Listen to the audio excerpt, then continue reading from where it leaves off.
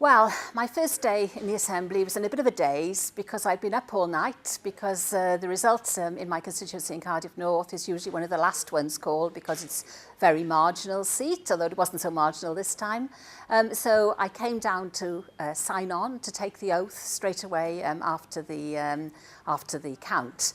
And so I was in a bit of a daze, but I mean, what I remember is that everybody was so welcoming and friendly.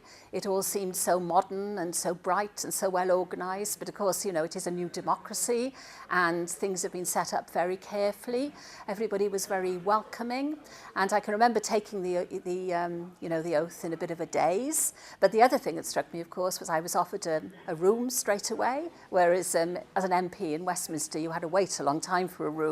And the room I've got here is about 4 times as big as the one I had in Westminster. So things were much better organised, the IT was better organised.